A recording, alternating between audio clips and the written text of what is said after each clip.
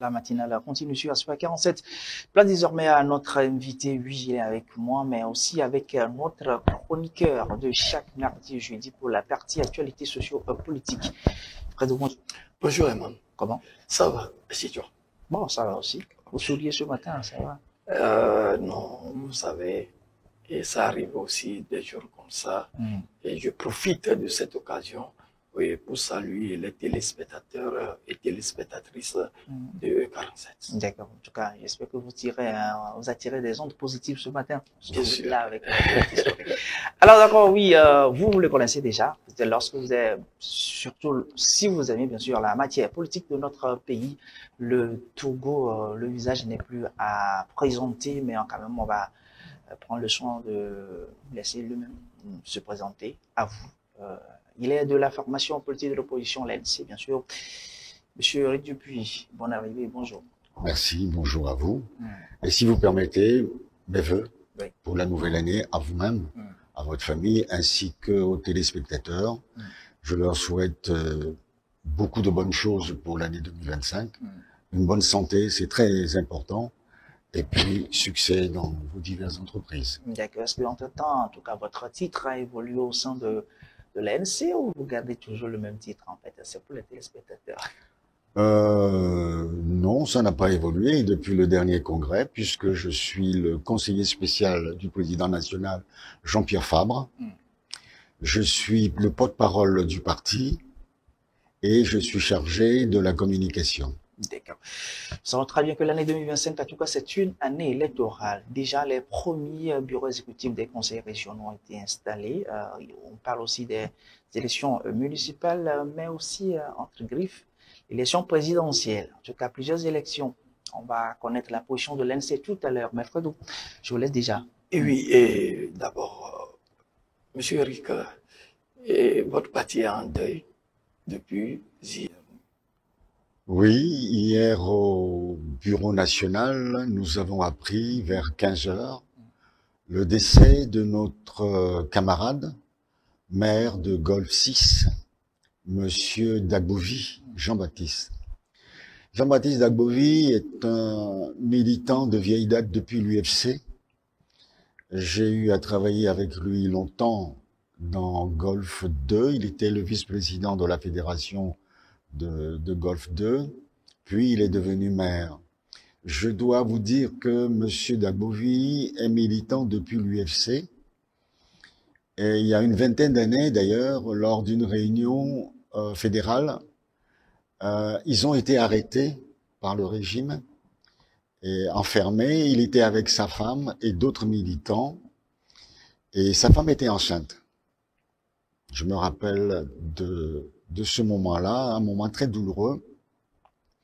Quelque temps après, sa femme a été libérée et elle était décédée en couche. Monsieur Dagbovi s'est remarié après. Et l'année dernière, après les élections, Monsieur Jean-Baptiste Dagbovi a perdu sa femme. La seconde. La seconde femme. Et hier, suite à un malaise, Jean-Baptiste nous a quittés. Ça a été un moment d'intense désarroi au sein du parti hier, parce que c'était un homme, un travailleur, un militant sérieux, appliqué au sein de notre parti. Oui. C'est une grosse perte pour notre parti. Et j'ai eu une pensée pour ses administrés également de Golfe 6. D'habitude, pour ces personnalités, on parle de malaise, mais vous qui êtes proche, est-ce que vous avez un peu plus d'informations par rapport à ce qui lui arrive, par rapport à ce que, bon, on parle de malaise, mais est-ce que vous avez plus d'infos? Nous n'avons pas plus d'infos puisque je vous disais qu'on était en réunion au Bureau national quand l'information nous est parvenue. Et bon, on en saura peut-être plus dans les heures à venir. Pour l'instant, on n'en sait pas plus. Oui, alors, Monsieur Eric, et comment se porte l'ANC aujourd'hui?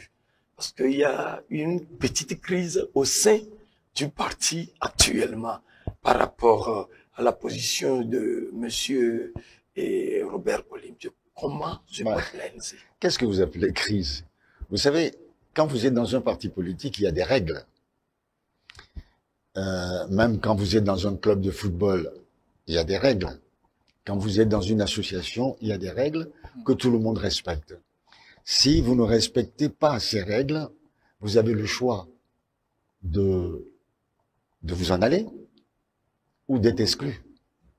C'est aussi simple que ça.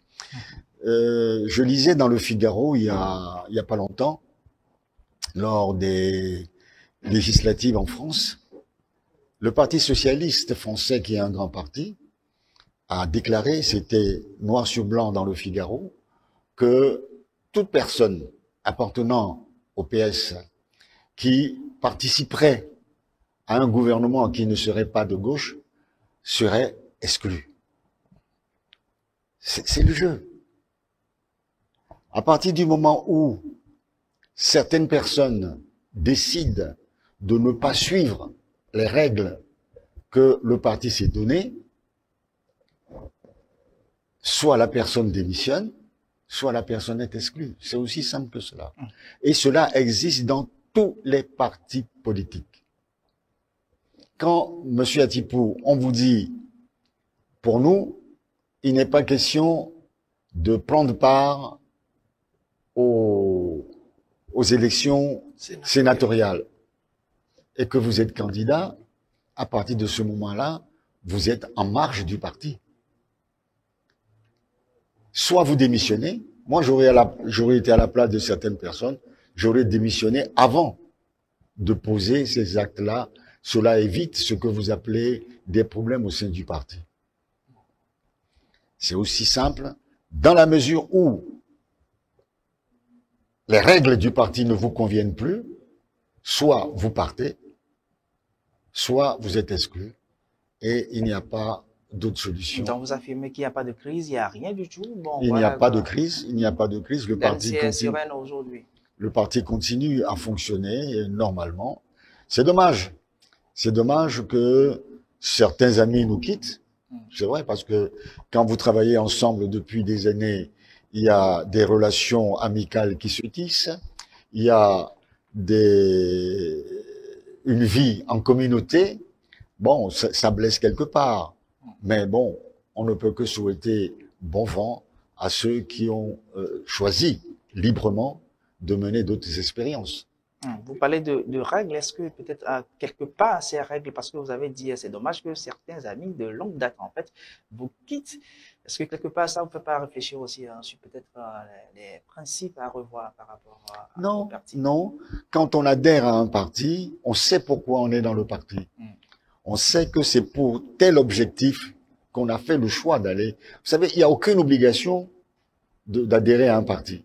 Mais dans la mesure où vous faites la démarche de votre adhésion, c'est que vous acceptez les règles. Vous acceptez le combat. Un militaire qui accepte de s'engager dans l'armée, sait qu'il risque sa vie. Quel que soit le cas, quand on lui dit d'aller au combat, il ira au combat. S'il refuse d'aller au combat, il est déserteur. Il peut même passer, on peut le passer par les armes. Donc, c'est un choix, un libre choix. Il n'y a pas de problème pour un parti politique qui dit telle personne ne respecte pas les règles du parti, on les remercie. C'est pas plus difficile que ça. Oui, alors, quelle est la position de l'ANC aujourd'hui par rapport aux élections à venir? Aux élections à venir, non. L'ANC n'a pas de problème quant aux élections à venir. L'ANC a dénoncé la façon dont les législatives et les régionales se sont passées tout dernièrement, parce que c'était, pour une fois, des fraudes à visage découvert. On a vu des gens ouvrir les urnes, les traficoter. On savait depuis longtemps que toutes les élections étaient trafiquées, fraudées, mais cette fois-ci, c'était à visage découvert. Donc, à partir de ce moment-là, c'est quelque chose de nouveau. Et puis, pendant cette période préélectorale et électorale, on a réécrit entièrement la constitution togolaise, c'est-à-dire des députés en fin de mandat, depuis fin 2023, ont décidé tout seuls de modifier la constitution, sans se référer aux populations togolaises. Nous disons que c'est un coup de force, un coup d'État constitutionnel. Et dans la constitution de 1992, modifiée en 2019 à la demande de M. Faure Gnassingbé, l'article 59 dit que le président de la République est élu pour un mandat de 5 ans, renouvelable une seule fois. Vous savez que la limitation de mandat est un problème dans l'Afrique de l'Ouest, et même cela figure dans le protocole de la CEDEAO, et nous nous sommes battus pendant des années pour que cela soit appliqué au Togo. Donc en 2019, on a fait table rase des diverses élections de M. Faure Gnassingbé, les deux précédentes, et en disant qu'on remettait le tableau à zéro, le compteur à zéro. C'est là où vous parlez de la rétroactivité de la loi. Attendez, je termine. Oui, que c'était, maintenant, M. Faure Gnassingbé aura encore 2 mandats. Bon. Mais l'alinéa 2 de cet article 59 est précis. Que cet article ne peut être modifié que par consultation référendaire. Est-ce qu'il y a eu un référendum avant de modifier cet article dans la Constitution? Nous sommes dans une phase transitoire, vous le savez très bien. D'ici février, voilà, tout sera OK. Alors, actuellement, est-ce que vous participez quand même aux élections à venir? Parce que tout ce que vous avez vu, oui, d'accord, vous refaites l'histoire, d'accord, mais la position actuelle de l'ANC, concrètement, par rapport aux élections à venir. Il y a les élections municipales. Nous savons que M. Jean-Pierre Fabre est également maire d'une commune actuellement. Est-ce qu'il va se représenter? Bon, pour les autres élections, vous avez déjà déclaré que vous n'allez pas siéger, ainsi de suite. Mais celles à venir, ces élections à venir, est-ce que vous allez dire? Vous savez, quelles sont les élections à venir aujourd'hui? Si on regarde, par exemple... Sénatoriales également, vous n'y êtes pas. Non, si on regarde les prochaines élections, les sénatoriales, ce sont les grands électeurs qui élisent, c'est-à-dire les conseillers municipaux et les conseillers régionaux. Et là, vous donc, avez déjà nous disons que ça ne nous concerne pas, dans la mesure où nous sommes contre la, entre guillemets, la 5e République qu'on veut nous vendre de force. Nous disons non. Ça, c'est clair. Maintenant, les autres élections, qu'est-ce qu'il va y avoir? Il va y avoir les municipales maintenant, et dans 5 ans ou 6 ans, les législatives. Il n'y en a pas d'autres. Si on reste dans la logique de ce qui se passe actuellement. Mais nous ne devons pas oublier que normalement, très prochainement, il devrait y avoir une consultation électorale, la présidentielle, puisque le mandat de Faure Gnassingbé s'arrête en février. Sauf que le format a changé, hein. Vous dites que le format a changé, nous disons que nous contestons ce nouveau format qu'on veut imposer au peuple togolais. Nous contestons ce qu'ils appellent la 5e République. Nous contestons une constitution traficotée, réécrite par des gens qui n'en ont pas la capacité. Oui, alors aujourd'hui, est-ce que l'ANC, si on veut parler d'une nouvelle coalition, est-ce que l'ANC est prête pour une nouvelle coalition au sein de l'opposition? Bon, et si oui, avec quel parti? On n'a pas éclusé la question, mais bon, je vous suis. Non, vous pouvez revenir, il n'y a pas de souci. Hein. je vous suis. Vous pouvez toujours revenir par rapport à cette question. Donc, pour répondre à la question, est-ce qu'on va à d'autres élections ou pas, je voudrais vous dire que le problème, vous savez, quand on nous parle de la 5e République, quand on nous parle d'un régime parlementaire, ce qui est dit, c'est que on veut désormais que les Togolais s'expriment et prennent part à la dynamique politique, à la dynamique parlementaire. Or, les élections sont traficotées, ce qui veut dire que les Togolais ne sont pas représentés à l'Assemblée nationale comme cela devrait l'être. Aujourd'hui, quand on regarde le format de l'Assemblée nationale, c'est à 99% parti unique. Donc, c'est ça le problème. Maintenant, le vrai problème du Togo n'est pas l'élection présidentielle comme on cherche à nous le faire comprendre. Le vrai problème du Togo, c'est l'élection elle-même, la consultation électorale. La consultation électorale a été tellement traficotée, galvaudée, que même les populations n'y croient plus. Aujourd'hui, il faudrait, si on veut vivre ensemble, on cherche une cohésion sociale, une véritable cohésion. Cela a été évoqué déjà en 2006 lors de l'APG. Il faut que on organise des élections de manière consensuelle, transparente, pour que les résultats sortis des urnes soient acceptés par tous. Oui, monsieur Dupuis. Jusqu'à aujourd'hui, on n'en est pas là. Ça va faire 20 ans l'année prochaine. On n'en est toujours pas là. Surtout par rapport à ce mot, consensuel. Bon, nous savons que vous avez dit tout à l'heure par rapport à votre parti politique, il y a un règlement à suivre. Lorsque vous n'êtes pas dans ce règlement, vous êtes hors du règlement, c'est-à-dire hors du parti politique. Mais la plupart des temps, quand on parle des élections, vous évoquez des élections consensuelles. Pourquoi vous mettez souvent l'accent sur le mot consensuel, alors qu'il y a un code électoral à respecter, il y a des tests à respecter, mais vous revenez souvent sur le mot consensuel, alors, comme vous venez de le faire encore. Quand vous me parlez d'un code électoral à respecter, il faut demander à nos adversaires pourquoi eux, ils ne respectent pas le code électoral. Quand on parle du contrôle des élections par la CENI, normalement, est consensuelle dans la mesure où tous les partis sont censés être représentés au sein de la CENI. Pour que tous ceux qui concourent, tous ceux qui veulent être candidats puissent avoir un œil sur ce qui se passe. Normalement, le fichier électoral doit être communiqué à toutes les parties prenantes. On n'en est pas là. Quand on saisit la Cour constitutionnelle en disant il y a eu ça, et ça, on ne lit même pas vos recours. On ne lit pas, vous dites.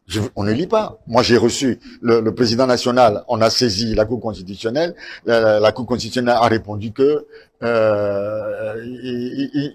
ne s'en occupe pas. Et que même certains qui étaient à la Cour constitutionnelle nous ont dit qu'ils étaient à la Cour constitutionnelle, hein, des juges. Nous ont dit que ça n'a pas été élu. N'a pas été élu. Bien sûr. Bien sûr. D'accord. En tout cas, ça c'est votre interprétation. Hein. Non, je ne veux pas donner de nom, mais je peux vous donner de nom en off. Et ce sont des gens très sérieux qui ont dit, quand nous avons reçu, nous ne l'avons même pas lu.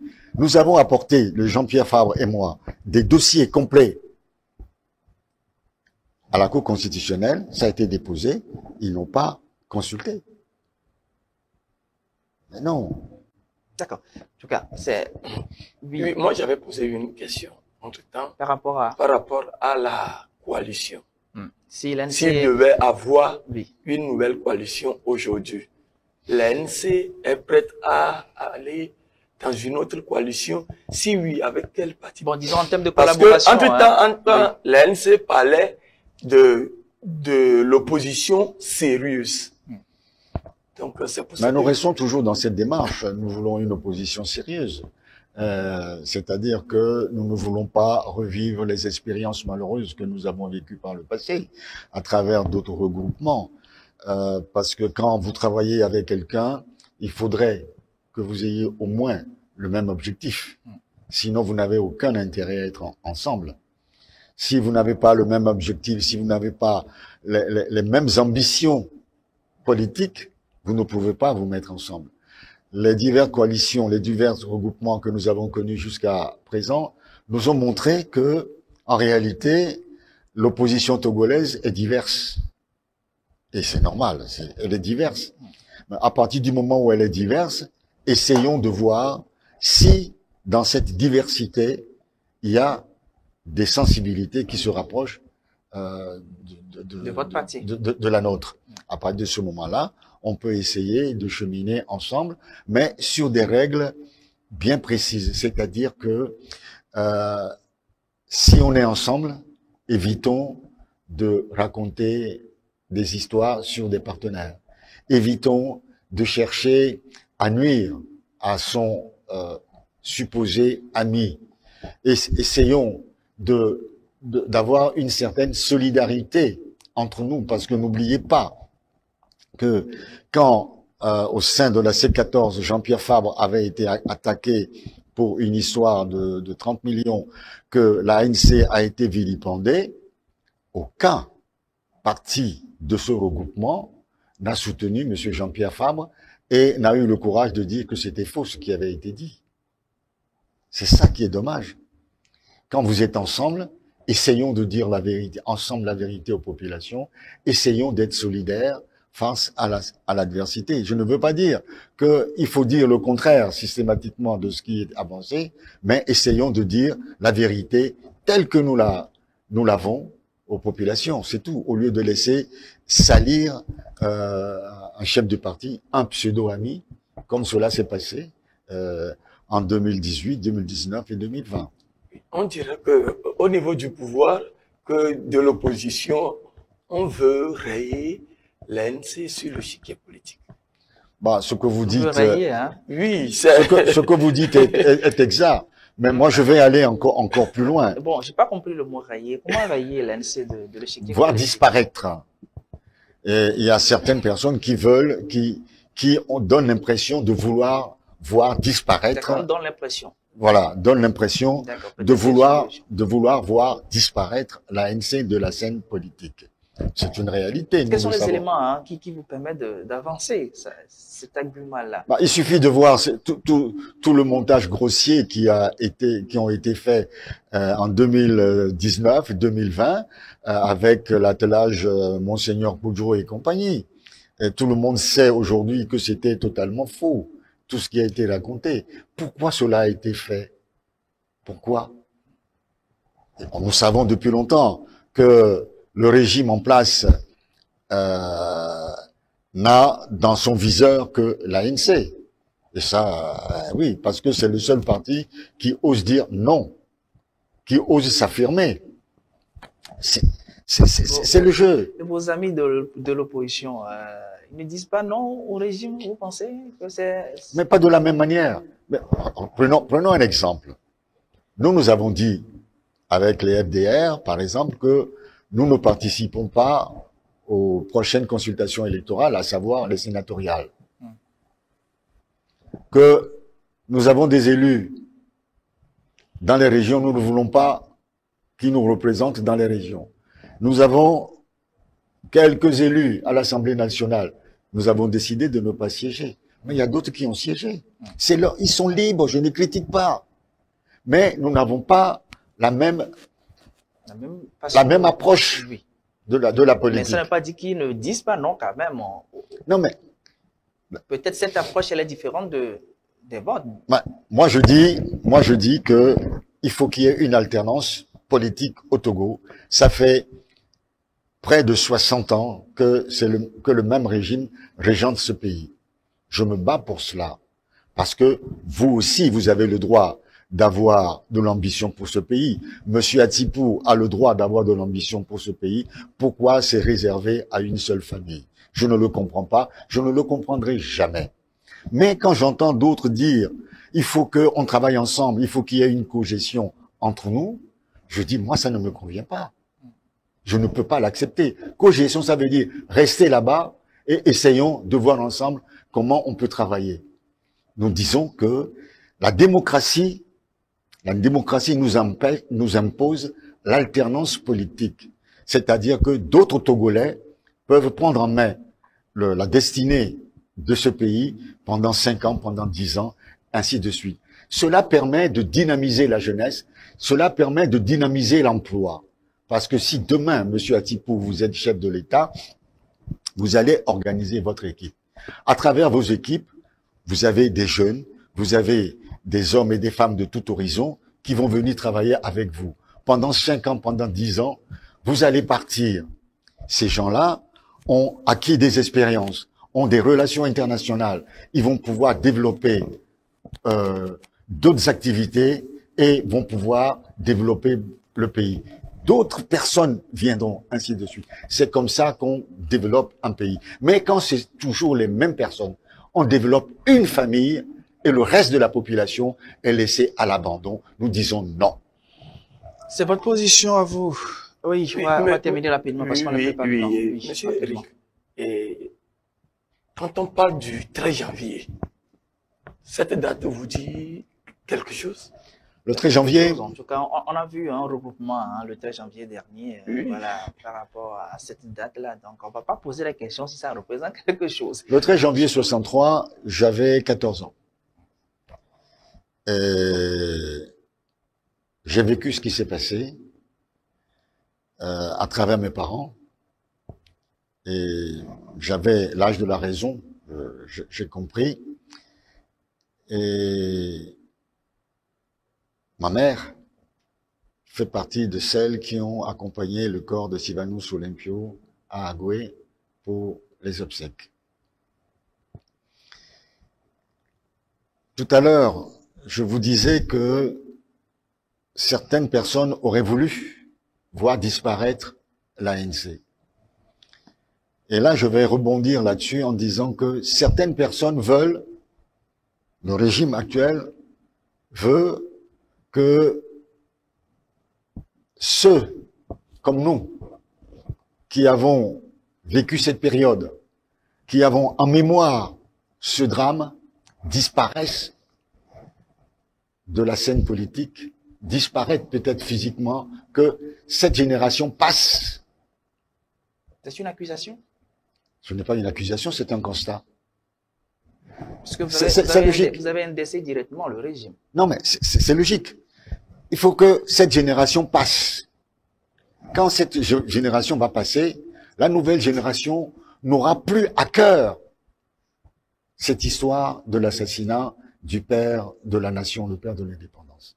C'est vrai. Parce que l'histoire que je sais de cette période, vous ne la savez peut-être pas de la même manière. On essaye d'effacer de la mémoire collective une période de notre vie togolaise. Mais ça a été fait, vous souvenez-vous, on avait, peut-être que vous êtes encore jeune, on avait écrit des histoires à dormir debout sur cette période-là. Il faut restituer la vérité. C'est pour ça que quand j'étais à Agoué la dernière fois, j'ai dit que ça fait 62 ans que Sylvanus Olympio a été assassiné. 1963. 62 ans. 62 ans, oui, d'accord. 62 ans qu'il a été assassiné. Oui. Jusqu'à aujourd'hui, nous ne connaissons pas la vérité, la vraie vérité officielle, Justement. officielle des circonstances de cet assassinat et des mobiles de cet assassinat. Vous avez questionné Sankara a été assassiné. Aujourd'hui, nous savons... Les historiens pour ça, vous avez questionné les historiens pour ça? Parce que comme vous l'avez dit, l'histoire n'est pas unique. Entre-temps, il y a une version. Voilà, cette version a été modifiée avec le temps.